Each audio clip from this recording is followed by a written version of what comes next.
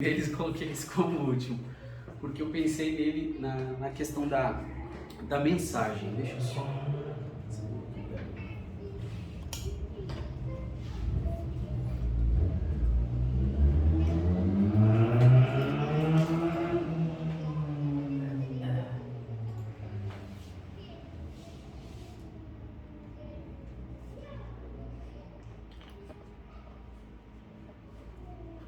Às vezes nós olhamos para as pessoas e temos a tendência de julgar as pessoas. O que eu quero dizer com isso? Às vezes nós olhamos para alguém e pensamos, isso aí não tem jeito não. Esse cidadão ou essa cidadã não tem jeito não. Isso aí tá longe de Deus, tá longe de tudo. É mal mesmo, sabe? Aquela pessoa que se olha e se diz, isso aí é mal, né? Você pensa num Hitler, você pensa em algumas pessoas como o ditador lá da Coreia do Norte, Maduro e outros por aí que são maus. E aí a gente pensa, para um homem desse não tem jeito não. Esse tipo de homem dificilmente vai aceitar Cristo como Salvador. Esse tipo de pessoa dificilmente vai buscar a Deus. Aliás, a Bíblia fala que nenhum de nós busca a Deus, né? Ele nos busca. Não há ninguém que busque a Deus, nenhum sequer, a palavra de Deus fala em Romanos. Todos se extraviaram e a uma se fizeram inúteis. E hoje, nessa noite, eu quero falar sobre uma conversão improvável. É uma conversão improvável. Por que improvável? Porque ninguém diria que uma pessoa assim se converteria. Ele entra na categoria das pessoas que a gente olha e diz, não, esse aí não tem mais jeito. Lucas, capítulo 23. Peço àqueles que podem, mais uma vez, só vou pedir mais essa vez, depois vocês vão sentar para se colocarem em pé, aqueles que podem. E abram suas Bíblias em Lucas, capítulo 23. Lucas capítulo 23. Eu vou ler e a igreja acompanhará. Lucas 23, dos versos 32 ao 43. Lucas 23, dos versos 32 a 43. A palavra de Deus diz assim: E também conduziram outros dois que eram malfeitores, para com eles serem mortos. E quando chegaram ao lugar chamado a Caveira, ali o crucificaram. E aos malfeitores, um à direita e o outro à esquerda. E dizia Jesus, Pai, perdoa-lhes, porque não sabem o que fazem. E repartindo as suas vestes, lançaram sortes. E o povo estava olhando. E também os príncipes zombavam dele, dizendo, aos outros salvou, salve-se a si mesmo, se este é o Cristo, o escolhido de Deus. E também os soldados o escarneciam, chegando-se a ele e apresentando-lhe vinagre. E dizendo, se tu és o rei dos judeus, salva-te a ti mesmo. E também por cima dele estava um título escrito em letras gregas, romanas e hebraicas. Este é o rei dos judeus. E um dos malfeitores que estavam pendurados blasfemava dele, dizendo, se tu és o Cristo, salva-te a ti mesmo e a nós. Respondendo, porém, o outro repreendia-o, dizendo, tu nem ainda temes a Deus, estando na mesma condenação? E nós, na verdade, com justiça, porque recebemos o que os nossos feitos mereciam. Mas este nenhum mal fez. E disse a Jesus, Senhor, lembra-te de mim, quando entrares no teu reino. E disse-lhe Jesus, em verdade te digo que hoje estarás comigo no paraíso. Vamos lá. Senhor, nós agradecemos primeiramente por esse dia e pelo benefício que o Senhor nos dá de cultuar a Ti. Pelo privilégio que nós temos de cantar louvores ao Teu nome e de estudar a Tua palavra, de trazer a Tua palavra para a igreja, que nós pedimos, Senhor, que o Teu Espírito Santo trabalhe em nossos corações Me ajude, Senhor, a transmitir aquilo que o Senhor quer que seja transmitido para cada uma dessas pessoas que estão aqui hoje. E também, Senhor, que Teu Espírito Santo ajude, não somente a compreender, mas a colocar em prática aquilo que for útil para a vida de cada um. Eu não sei como a Tua palavra chega no coração das pessoas, mas eu sei que o Teu Espírito Santo trabalha e usa de formas diferentes na vida de cada pessoa. Ajuda-nos, Senhor, e abençoa este culto, abençoa cada um que está aqui presente, as famílias que estão aqui presentes, e abençoa também aqueles que não puderam vir hoje, o Senhor sabe os seus motivos. Eu te louvo e agradeço por tudo em nome de Jesus. Amém. Podeis assentar. Uma conversão improvável. Alguns exemplos de conversões improváveis. Um rico convertido, José de Arimateia. Lembra que Jesus falou quão difícil é entrar um rico no reino de Deus? Por quê? Porque ele confia nas suas riquezas, ele confia normalmente no seu dinheiro, ele não passa as necessidades que a maioria das pessoas mais pobres passam, e muitas vezes ele confia somente naquilo que ele tem lá na conta bancária dele, tanto que eles morrem de medo de ficar pobres. Eu trabalhei com um homem que era milionário, não ouvi falar que ele morreu, acho que ele está vivo ainda, mas que ele morria de medo de perder o dinheiro, de ficar pobre. E ele é dono de vários negócios. Hoje, quando eu estava fazendo evangelismo do lado de lá da Lamartine, lá embaixo, lá perto do Mercadão da Economia, acho que é esse o nome, né? Mercado da Economia, eu vi até a placa da empresa dele, que eu não sabia que tinha aqui também. Então é um homem com muitas posses, mas ele morre de medo. E uma vez ele até já foi confrontado pela minha mãe, com a minha mãe foi no escritório dele, levou uma Bíblia e falou do Evangelho para ele. Ele não se converteu até o momento que eu tive contato com ele. Então é difícil, porque a pessoa rica o seu Deus é o dinheiro. Lembra do jovem rico? Jesus falou, deixa tudo e me segue. O que ele fez? Ele virou triste e foi embora. E perdeu a oportunidade de ter a Cristo como Salvador, de seguir a Cristo. Então, é uma conversão muito improvável, mas José de Arimateia foi alguém que eu e a grande maioria dos teólogos acredita que ele se converteu. Por quê? Porque ele estava envolvido com tudo, inclusive foi através dele que ele foi lá e pediu para Pilatos para levar o corpo de Cristo, para poder sepultar. Então, é algo improvável, mas acontece. Um religioso, Nicodemos. Quantas pessoas religiosas a gente vê no mundo? Pessoas que acham que por seguirem regras, por tentarem viver uma vida perfeita, e não é possível viver uma vida perfeita. Não é. Tanto que 1 João 9 diz pra gente, se confessarmos os nossos pecados, ou seja, nós pecamos, ele é fiel e justo para nos perdoar os pecados. 1 João também vai falar que aquele que diz que não peca está mentindo, porque nós pecamos. Não vivemos na prática, mas pecamos. Agora o religioso, infelizmente, ele muitas vezes é sincero na sua religião. E muitas vezes ele acredita que está fazendo a vontade de Deus, que ele está seguindo a Deus, que está fazendo exatamente o que Deus quer. Lembra de Paulo? Paulo era super religioso. Ele perseguiu a igreja antes de se converter. Mas ele tinha sinceridade no coração. Ele mesmo fala isso. Mas ele não compreendia. E muitas pessoas vivem na religiosidade. Não são convertidos, são convencidos. Mas nós temos Nicodemos. Uma conversão de um homem que fazia parte da cúpula ali dos rabinos, dos judeus que governavam ali a parte religiosa de Israel. Se converteu. Foi à noite, mas foi falar comigo, mas mestre, pode um homem, né, voltar ao ventre? Exato, você não compreende? Você é mestre em Israel e não compreende essas coisas? E aí Cristo vai explicar para ele que é necessário nascer de novo. E eu creio, e muitos teólogos também creem, que ele se converteu, e Paulo é um exemplo clássico de alguém religioso, mas que se converteu, entendeu o que é o Evangelho e se converteu. Um homem de família importante, Manaém.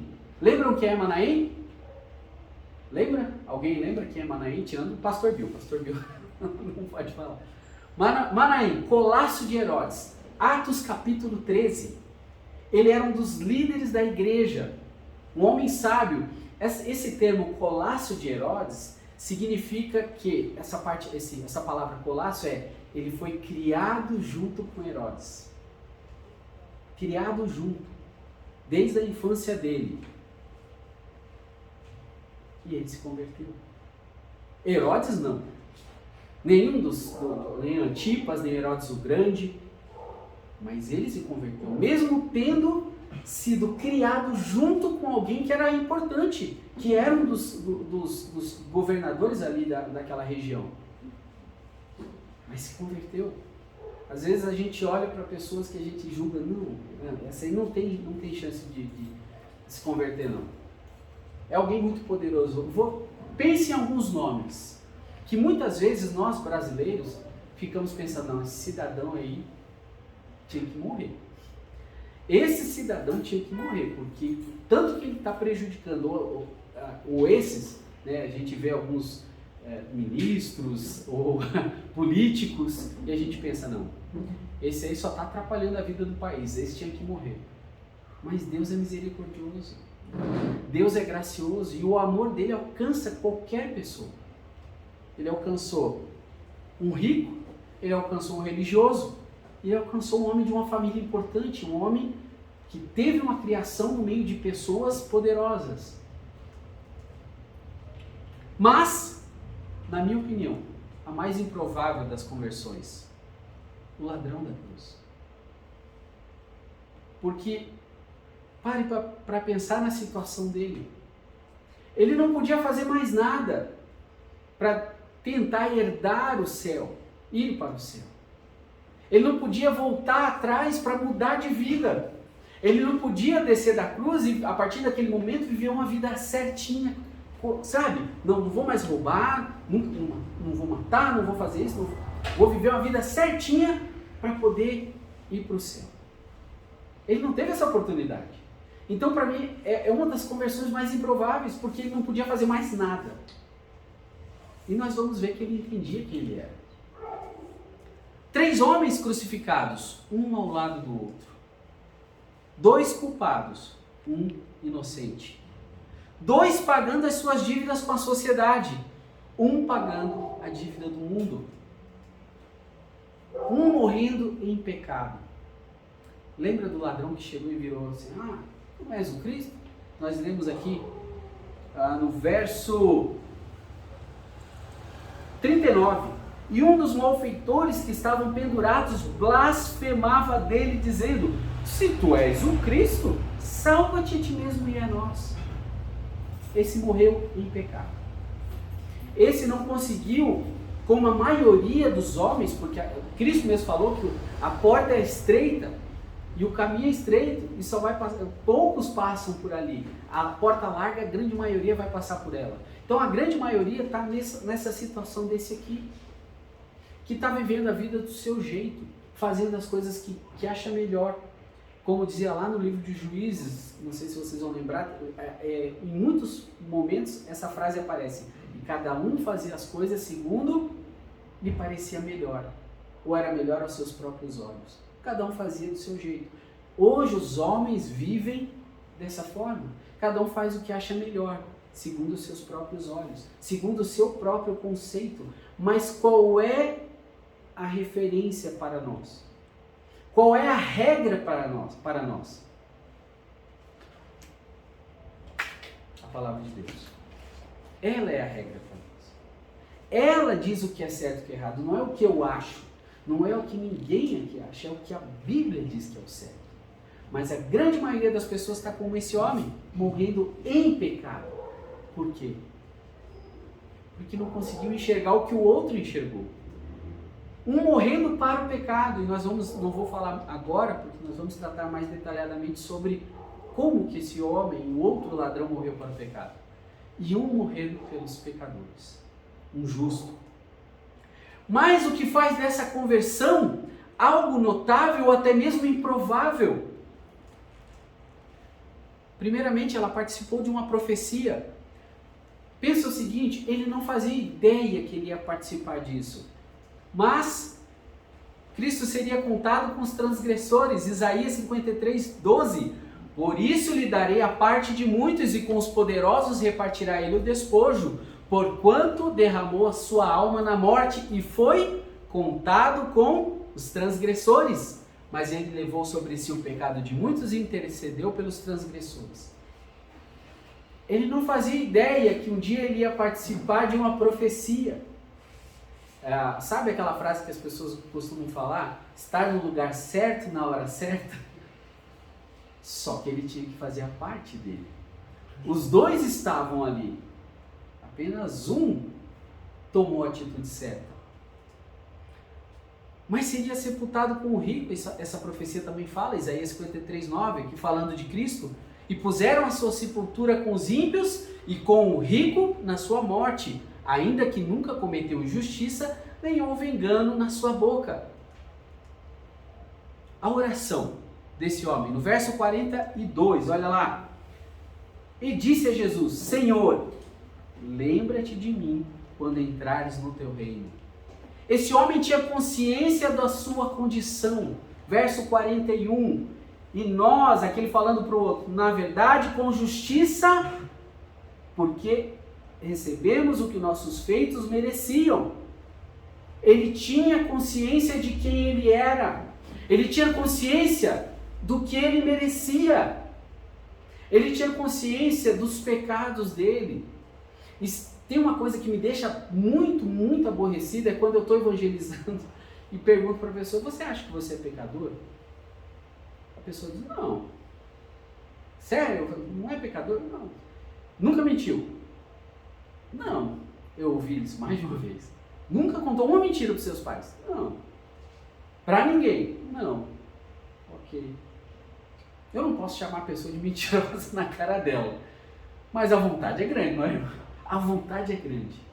Mas tem muita gente assim, que não entende, não tem consciência de quem é. Vive como Alice no País das Maravilhas, não percebe a sua condição. Muitos hoje ainda não entendem ou não aceitam a sua própria condição. Pela hipocrisia de homens que falam mentiras, tendo cauterizado a sua própria consciência. 1 Timóteo 4, 2. Essa palavra cauterizada, sabe o que é? Não é o cauterizar de cabelo, e eu não sei se é a mesma coisa, mas sabe o que é cauterizar? Cauterizar na medicina, até estava lendo sobre isso, eles colocam, não é ácido, cautério, eu esqueci o nome agora, mas por isso o nome cauterizar. Sobre uma verruga, por exemplo, aquilo ali queima, ele destrói as células daquela parte onde é feita a cauterização, elas são mortas. E aí o que acontece quando as células naquele ponto elas morrem? Perde a sensibilidade. Cauterizada a sua própria consciência. Não tem mais sensibilidade.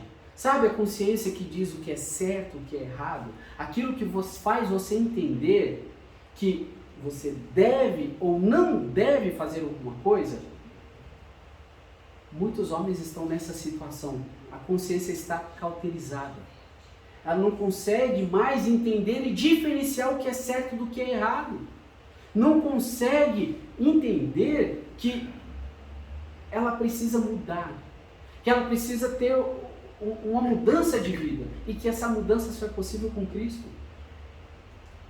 Tendo os olhos cheios de adultério, aqui ainda falando dessas pessoas que não entendem ou não aceitam a sua própria condição, tendo os olhos cheios de adultério, não cessando de pecar, engodando as almas inconstantes, tendo o coração exercitado na avareza, filhos de maldição, 2 Pedro 2,14. São avarentos, são pessoas que só pensam em si mesmas, só pensam no dinheiro, só pensam em se dar bem, só pensam no que é melhor. Normalmente, me corrija se eu estiver errado, é narcisista, que é tudo para si, tudo para mim, as coisas, viver o melhor e no bem bom, mas tudo para mim. Elas não entendem que são pecadores. Elas não entendem que estão buscando os seus próprios desejos e, como está cauterizado, não tem mais aquela sensibilidade para entender isso. É complicado. E somente a graça de Deus para chegar num coração que está cauterizado, numa vida que está já grosso. Sabe quando você faz aquele calo da sem graça, que você não sente mais nada depois de tanto trabalhar com ela, que não sente mais nada? Somente a graça de Deus para vir quebrar isso e atravessar essa camada grossa e dura e tocar lá no fundo daquele coração. Lembra, no Antigo Testamento fala muito sobre arrancar. Deus fala que vai fazer com Israel, vai arrancar o seu coração de pedra, acho que é em Jeremias, e vai lhes colocar um coração de carne. Porque aquele coração está duro, pedernido, não reage mais. Mas só Deus vai lá e tira esse coração e põe no coração. Ele admite a sua culpa. As pessoas não gostam. Muitos de nós não gostamos de admitir a nossa culpa. Muitos de nós lutamos com isso. Quando alguém fala, olha, eu acho que não foi legal isso que você fez, você, não, por que não foi? E a pessoa já entra na defensiva. Já se espinha toda. Não é assim. Esse homem não era assim. Ele admitiu a sua culpa. Ele entendia quem ele era. E ele declara a sua compreensão da justiça de Cristo, ainda no verso 41 e 42. E nós, na verdade, com justiça, porque recebemos o que os nossos feitos mereciam, mas este nenhum mal fez. E disse a Jesus, Senhor, lembra-te de mim quando entrares no teu reino. A notável compreensão a respeito do Senhor. Provavelmente ele não viu os milagres feitos por Cristo. A Bíblia não declara se esse homem acompanhou a vida de Cristo ou não. E é bem provável que não, porque ele passou um tempo preso e depois foi crucificado. E os romanos, normalmente, o que eles faziam antes de crucificar? A pessoa ficava presa e eles iam seguir aquele processo. O nosso código penal advém dos romanos, né? Ele vem desde aquela época, só que foi mudando algumas coisas, mas eles já não condenavam. Primeiro eles julgavam, depois eles condenavam. Então não se sabe se ele viu os milagres de Cristo. Ele não andava com Cristo. Nós sabemos quem eram as pessoas que andavam com Cristo. Se ele andasse com Cristo, provavelmente ele não estaria lá na cruz, crucificado. Mas, ainda assim, chamou a Cristo de Senhor. Entenda uma coisa, para nós é fácil falar de Cristo, falar que Cristo é o nosso Senhor, que Cristo é o Senhor. Até para alguém que não é salvo, mas o Brasil, por ser um país cristão, na sua grande maioria, as pessoas falam que Cristo é o Senhor, mesmo que não tenham um compromisso com Ele. Por um judeu, não. Por um judeu, chamar a Cristo de Senhor é outra história. É outra conversa. É como se eu e você chegasse e chamasse Maomé de Senhor. Nem em pensamento a gente vai fazer um negócio desse, porque Maomé existiu, é profeta do Islã, mas nós sabemos que não é Deus. E sabemos que ele também não é um profeta vindo de Deus. Para o judeu era isso. Como é que chamar Cristo de Senhor? Ele chamou Cristo de Senhor. Provavelmente ele não ouviu um sermão, ele não estava lá talvez no sermão do monte, quando Cristo falou tudo aquilo que eu falei no domingo, todas aquelas, como deve ser um cidadão do reino. Mas o que ele ouviu e o que ele viu de Cristo foi o suficiente para ele. O problema é que tem muitas pessoas que vêm a vida inteira, seja numa igreja católica, seja em qualquer igreja, mas sabe quem Cristo foi, sabe o que Cristo fez e o porquê ele fez. E ainda assim,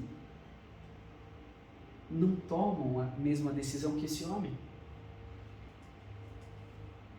Lembra-te de mim quando? Ele não orou para escapar da cruz, como o outro. O que o outro falou? Tu não é o Cristo? Te salva, e salva a gente também. De lambuja já leva a gente junto. Vamos descer todos nós três aqui da cruz. Dá para ouvir a voz de Pedro lá atrás. De maneira nenhuma acontecerá isso contigo. Não era esse o propósito. Cristo tinha que ir para a cruz. E ele não falou, me liberta dessa cruz, eu creio que o Senhor é Cristo, mas me ajuda a sair. Não. Ele sabia que ele merecia aquilo que ele estava sofrendo.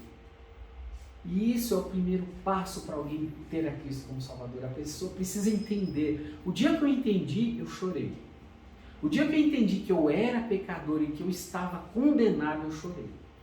Eu até me arrepia, me emociona. Porque quando você entende realmente quem você é, você diz, eu não mereço. Eu não mereço o céu. Eu não mereço nada. Mas a justiça de Cristo me garante isso. E nesse dia eu aceitei a Cristo. Creio que o Senhor estabeleceria seu reino. Ele o considerou seu rei, mesmo estando ali pendurado na cruz. Pensa nisso. A gente lê a Bíblia durante todos o tempo da nossa vida aqui. A gente vê pastores pregando, aula de escola dominical, se torna algo muito comum para mim e para você. É algo comum ver as histórias de Cristo na cruz, as crianças ouvem a história das professoras, mas tenta se colocar no lugar desse homem. Tenta se colocar do lado, olhando para o outro crucificado que ia morrer do lado dele, e ainda entender e crer que aquele homem poderia salvá-lo. Ele poderia muito bem fazer igual o outro, olhar e dizer, quem é esse cara aí? Tá aqui igual eu. Se ele fosse quem ele diz que é, ele descia da cruz. Ele vinha, acabava com tudo. Tirava os romanos do governo e implantava o reino. Porque é o que os judeus esperam, a implantação do reino. Ele podia pensar assim. E ele tinha todos os motivos para pensar assim. Ele tinha todos os motivos para olhar para Cristo e dizer, quem é esse cara? Quem é esse homem? Está na mesma situação que eu. Está mais lascado que eu. Porque ele apanhou muito mais que eu, teve que carregar a cruz até aqui. Olha tudo que já fizeram com ele. Colocaram essa coroa na minha cabeça, não colocaram na coroa dele, na cabeça dele colocaram uma coroa de espinhos. Quem é esse homem? Ele olhou e entendeu quem era Cristo. Se houve uma alma pairando na beira do inferno, e ele estava na beira porque ele estava para morrer, foi a alma desse ladrão. Alguns o teriam considerado demasiado pecaminoso, mas não foi assim. Ele estava lá, ó, quase, por um triz, mas ele entendeu.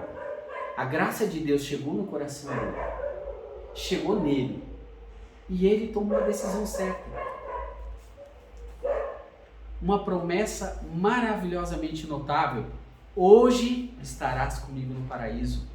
A única promessa da cruz, Cristo não prometeu mais nada lá na cruz. Ele falou somente isso, de promessa. As perguntas respondidas nessa promessa: a certeza da salvação somente pela fé, e o céu segue imediatamente a morte do salvo. Tem Cristo como Salvador, morreu, hoje estará comigo no paraíso. Não importa o que você fez, não importa o que eu fiz, eu tenho Cristo como Salvador. Morri, ele não fez nada, ele não se batizou, ele não pôde viver uma vida perfeita, apenas creu, entendeu quem era e colocou a sua fé em Cristo. Conclusão: lições desse texto para os cristãos: nunca desista dos pecadores. Você não sabe quem vai crer. Não desista. Não deixe de orar por aquele que você diz, não, esse meu parente não tem jeito. Eu tenho alguns parentes que são católico, apostólico, romano, salve, salve. Eu era. Mas um dia eu entendi. E eu tinha muito preconceito. Eu zombava dos crentes. Eu ria. Eu chamava pastor de ladrão. Eu dizia que o pastor era ladrão. Eu zombava dos meninos, do menininho, eu já contei esse testemunho aqui. Nunca vou esquecer o nome dele, o Wellington. Mas a graça de Deus me alcançou. E às vezes você pode vir na sua mente agora, pode estar vindo na sua mente agora, aquela pessoa que você disse, eu queria tanto que essa pessoa entendesse. Não desista. Ore por ela todos os dias. Coloque ela diante de Deus. Senhor, seria tão bom, Senhor. Tão bom se essa pessoa olha, meu coração ia ficar feliz demais, minha mãe, meu pai, meu irmão, minha irmã. Seria maravilhoso, Senhor. Aproveite cada oportunidade. E aqui eu faço uma meia-culpa. Eu não sou um evangelista, tenho dificuldade. Eu não tenho o dom cultural. Mas é nosso dever. Na hora que tem oportunidade, Senhor, me ajuda. Eu não tenho, eu sou meio travado para algumas coisas, Senhor, mas me destrava. Destrava minha língua como o Senhor destravou a de Moisés, para que eu possa falar. Para que eu possa levar o teu amor, o teu evangelho para outras pessoas. Lições dessa notável conversão para o mundo. Qualquer pessoa pode ser salva pela fé em Cristo. Qualquer uma. Qualquer uma. Não importa aquela pessoa mais perversa que te veio na mente agora. E eu não falo de conhecido, eu falo até de pessoa famosa. A mais perversa, ela pode ser salva.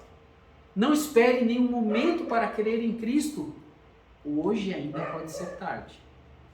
Porque se tiver alguém que não tem essa certeza da salvação, tenha certeza. Porque você pode estar na mesma beirada que o ladrão na cruz estava. Quase caindo lá. Mas ele deu meia volta e hoje ele está com Cristo. Amém? Vamos orar. Senhor,